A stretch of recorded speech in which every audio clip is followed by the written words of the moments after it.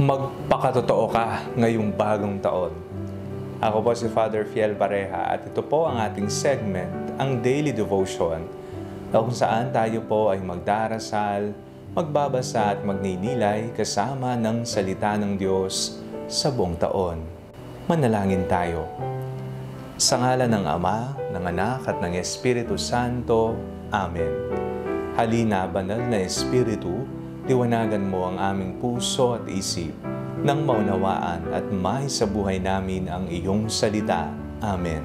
Our Bible passage for today is from the Gospel of St. Matthew chapter 6, verses 1 to 4, and I read it for you.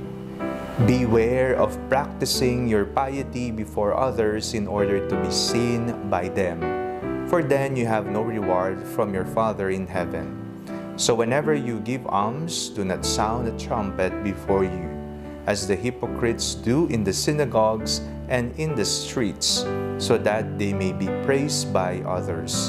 Truly I tell you, they have received their reward. But when you give alms, do not let your left hand know what your right hand is doing, so that your alms may be done in secret, and your Father who sees in secret will reward you. Isa po sana sa ating gagawin ngayong bagong taon ay ang magpakatotoo. Ilang beses sa buhay mo ang naging plastic ka kahit sa mismong sarili mo, o kaya naman nagpanggap ka sa harapan ng ibang tao, o kaya naman ikinubli mo, inilihim mo ang tunay mong katayuan at mga talento. Ngayong bagong taon, magpakatotoo ka. Ipakita mo kung sino ka, kung anong meron ka, at kung ano ang kaya mo. May mga bagay sa ating buhay na hindi nadadaan sa pagtatago. Kung itatago mo yan, baka hindi ka magtagumpay, o kaya hindi umusbong nang kikit ang iyong mga kakayahan, ang iyong mga talento. Ibang pagpapakatotoo ang sinabi sa atin ng Ebanghelyong binasa natin. Ito ay ang pagtulong sa kapwa. Magpakatotoo ka. Huwag nang idaan sa mabulaklak na salita o kaya naman nang ikaw ay mapansin ng iba. Kung ikaw ay tutulong, naway ito'y tulong na totoo, hindi pakitang tao lamang. Sapagkat kung tayo ay gumagawa ng mabuti for the sake na tayo ay mapansin lamang, tayo po'y mga hipokrito. Kung ang ating pagtulong at paggawa ng tama ay nanggagaling sa ating puso, tumutulong ka dahil gusto mong tumulong at wala nang iba pang dahilan, at tumutulong ka dahil ito ay naayon sa kalooban ng Diyos na laging tumutulong at mabuti sa atin, ikaw ay makakatanggap ng gantimpala sa kalangitan. Kung natanggap na natin ang papuri dahil sumikat tayo dahil sa pagtulong natin dito sa lupa, ano pang papuri ang matatanggap natin?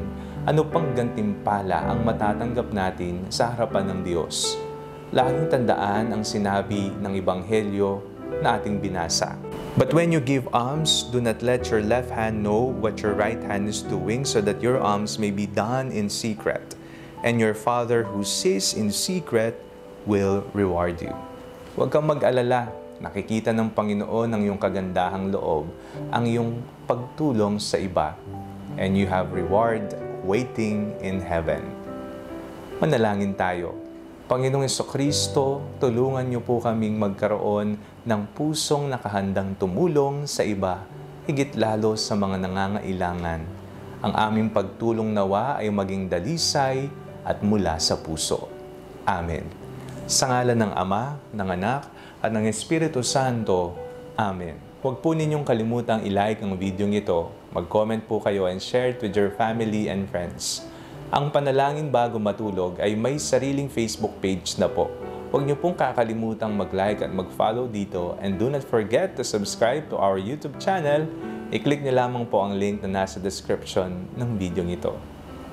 God bless you po.